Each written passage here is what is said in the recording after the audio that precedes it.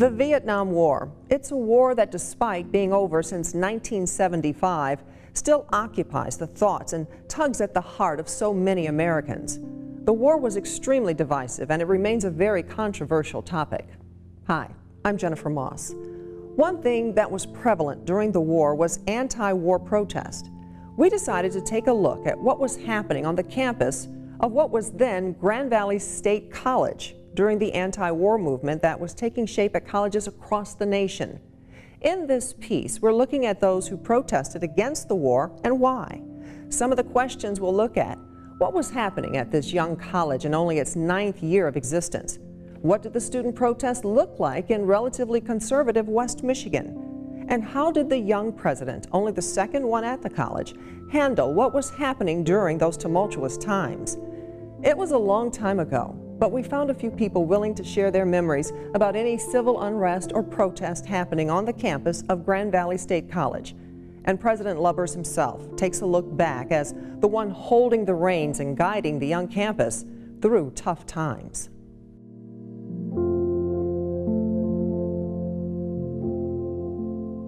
In 1969, when Aaron Don Lubbers took the helm of Grand Valley State College, the Vietnam War was in full swing in its 13th year. Lubbers was the new, young president of the college and came in just when anti-war protests on college campuses were starting to heat up. The campus was quite tense and strong differences of opinion. One would not be surprised that at a Grand Valley, where it's located, that we had some students very patriotic in their support of the war. And then, of course, many who opposed it. Lubbers had his hands full. He arrived in January 1969, and by October, there was a nationwide call for a moratorium to end the war in Vietnam. In a letter to the Grand Valley community, he did not call for classes to be canceled, but said faculty could suspend or reschedule classes, among other things, but mainly encouraged respect for individual feelings. Teach-ins, sit-ins, and the like were held at numerous college campuses, but it was in May of the following year college campus protest took a dramatic turn. Kent State is a beautiful campus on a nice day. Another school, this campus hasn't changed very much since a tragic event shocked the nation and the world.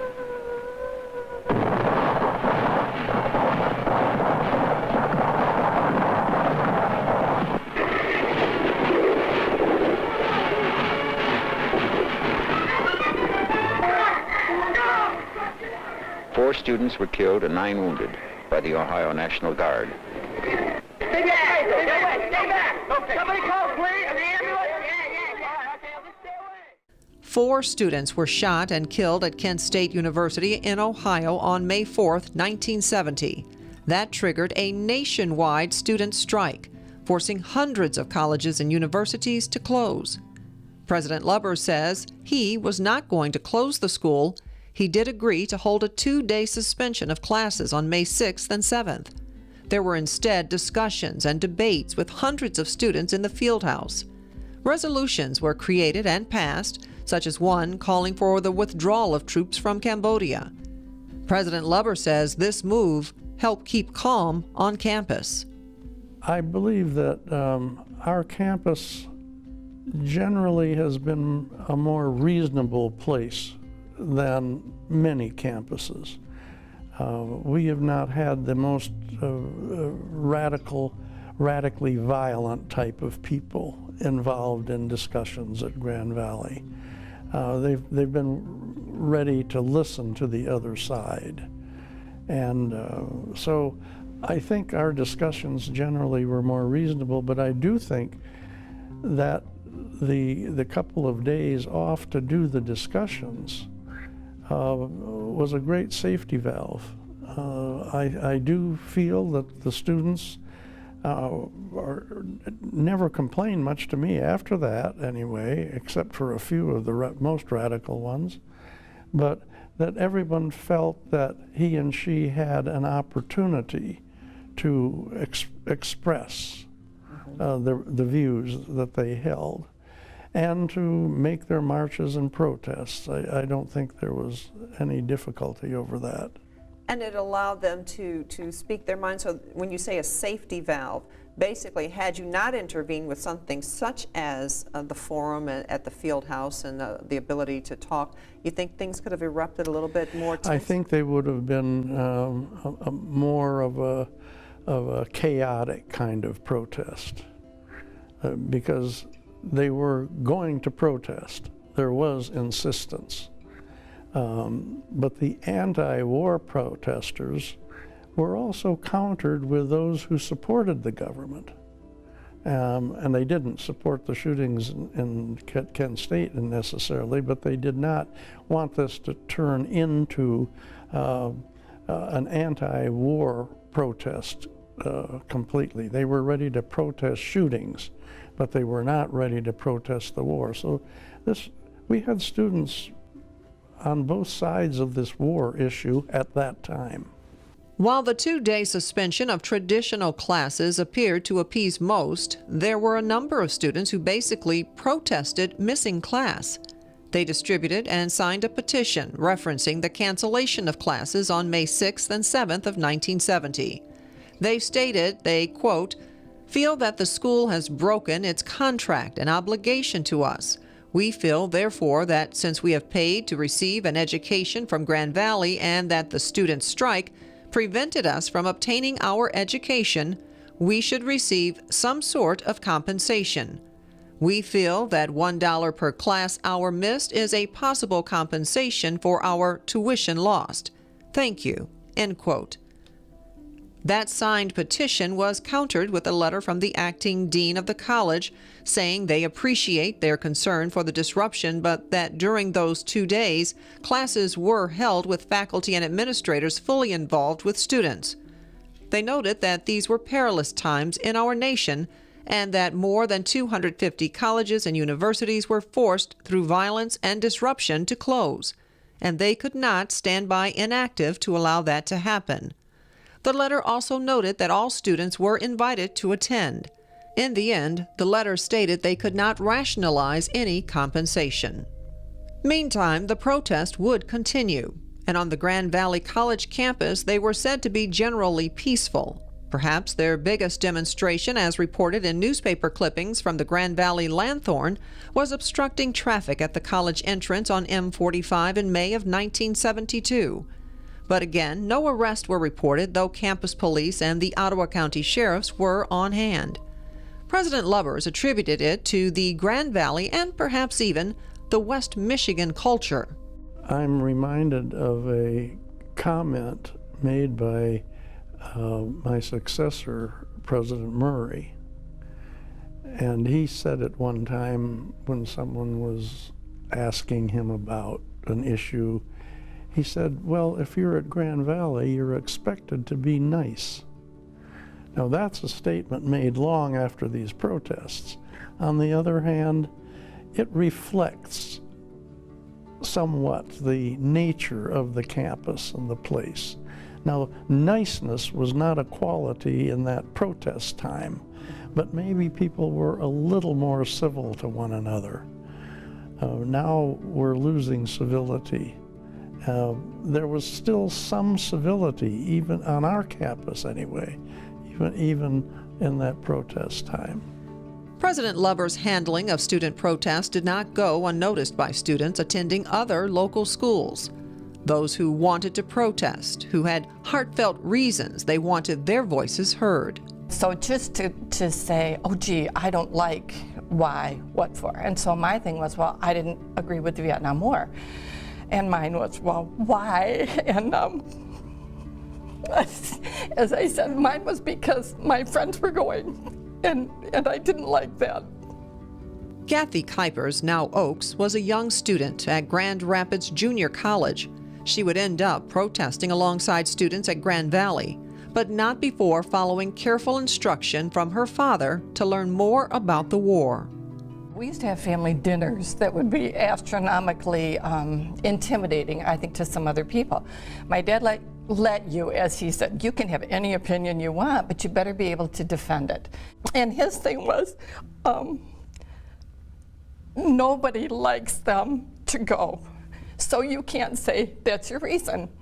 And he said, you need to investigate it, you need to know more about it, and otherwise, I don't know if I ever told you, I remember the saying where he said, otherwise you're just another clown in the circus. Mm-hmm. Well, I wasn't going to be a clown in the circus. I was not going to be a follower. So that kind of pushed me into, I need to know why they're protesting, what are their reasons, because I need to know more than just, I don't want my friends to go. Kathy says the reason she came to protest at Grand Valley's campus was due to what she remembers as restrictions at JC. But she says she found an open door to voice her opinion at Grand Valley. So I had some friends who were talking about it, and there was going to be a rally out at Grand Valley, and I said, hey, I'll go out with you. And that was very eye-opening for me. It was, as we've said, it was very peaceful, very well-mannered, because we're in West Michigan and you always are. But we were allowed to say what we wanted to say and allowed to do what we wanted to do, because we were protesting. We didn't like the war. Soldiers were doing their job. We didn't like that they were being sent to do their job. And I remember talking to my friends and saying, holy crap, this is so different. I have been reprimanded at JC, and out here, you've got administration encouraging you to speak out and say what you want to say, and let's talk about it. Let's have the conversations that we need to have about this situation. But Kathy says her protesting days became numbered when she realized there were many different viewpoints at hand. Those against the war, those against the violence, but there was also an element, she says, of those against the troops. And that's when she says she had to stop. Obviously, it's the anti-soldier that bothered me most. And in fact, I think that's what got me out of a lot of it. Because as you got into the Vietnam protests at Fountain Street, at Park Congregational, it got to be more the guys. They shouldn't, rather than they're doing their job, let's not have them go over. It was more, they should know better. They shouldn't be there. And that kind of is what put me off. What do you think that this did to our nation and in turn impacts smaller communities like Grand Rapids?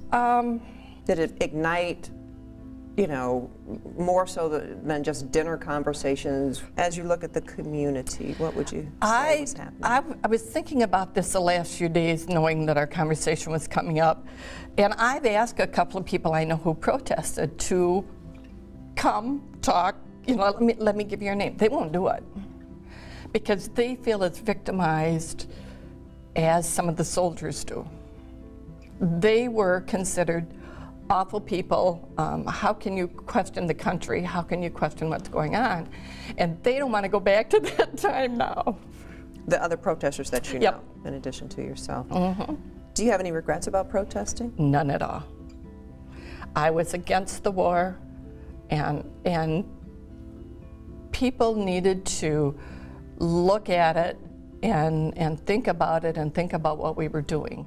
Kathy ended up marrying Ron Oakes, whom she says she knew before he was shipped overseas to Vietnam. Today, they both serve on local committees to make life better for the nation's veterans, especially here in West Michigan. As they reflect on protest or serving in war, the common takeaway, they say, is that it can change you forever. When I came back, I felt a lot older than when I went over. I went over at 18. 20 days later, I turned 19. A year later, I turned 20. And 10 days later, I came home. So I spent my whole 19th year over there. I came home feeling like an old man. Because I'd experienced so much that these other 19-year-olds hadn't. I remember when Ron and I were dating, he was over, my sister and I had an apartment, and he couldn't get enough sleep when he came back, because what he did, he would get short snippets of sleep because he would be out you know, patrolling or doing whatever they, bad way to say it, whatever they were doing. But my sister and I were doing laundry, and the laundry room was downstairs, so we came up, and you know, when you've got things in your arms, you'll use your feet to catch the door or whatever. And I remember my sister was behind me, and she caught the door with her foot, and it slammed, and this guy was sleeping on the couch, and he was up in a crouch position in his, I mean, it's like he heard the bam and the immediate reaction of being crouching kind of thing. And those don't go away. You know, it takes a while for those things to go away. Now he doesn't do it anymore. You know, once in a while I duck. And the Oaks, in their conversation, agree that there are lessons learned from the Vietnam War and other wars that help educate today. It's a learning time for a lot of people. If you study the war, if you study what went on, if you study the history, from a historical standpoint, it changed how we treat all veterans. It changed what we think of veterans, our understanding, the understanding that they need to have help coming back. Yeah, you know, it has brought out a lot of people. Saw people come back from World War II with different emotional problems, and I But think you didn't do anything about it. didn't do anything with them. You were men. You manned up. You just sucked it up and went on with your life. But we still talk about World War I, World War II, Korea, Vietnam, and now you've got Iraq and Afghanistan in there, and they're starting to see similarities of the returning troops from all those conflicts. Things they didn't understand from World War I and World War II in Korea, Vietnam. Now we're starting to scrutinize how everybody reacted or how they came home and their emotions. And now, you know, it's long past to do for a lot of the veterans from World War II and whatnot, because they're pretty much gone. But now we understand how they felt when they came home. After all the laughter and the gaiety of the war's over and this and that, and had to get back into society, how a lot of them had trouble coping because nobody really understood why they were having trouble, because they hadn't been there, and all the feelings were coming out. I think it's helped us learn how to help others, because they go away young men and women, and they come back aged men and women, but they're not necessarily physically older. They're a matter of days, months, years. And I think it's helped us, and I think we'll keep going back to Vietnam as saying, look at folks, we made a mistake here. We need to continue on so we don't keep making those mistakes, because I think unfortunately war is never going to go away. Jan Anderson would tend to agree about the lasting effects of the Vietnam War on the young men who fought in it. Her brother, Alan Apple, served in the Army while she was a freshman at Alma College, where she says there were not a lot of protest. But in her sophomore year, she transferred to Grand Valley, where she says she let her voice be heard.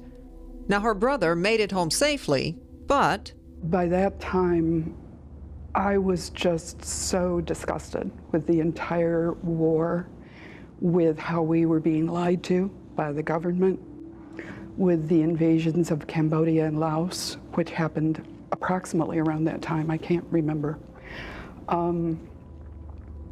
And it just seemed like, I mean, my brother had gotten home in one piece, but by then the body count was getting very, very large for U.S. veterans as well as the ARVN and the civilians. And I just didn't know what to do, but I knew it had to stop. There were so many demonstrations on the campuses around the country and around the world, in fact, where college students were just coming out en masse, of course, and protesting the war. And I was just one of so many, many voices who were saying basically the same thing. Stop this war. It's illegal and it's immoral. And like the Oak story, Jan has memories of a dear friend who also made it home.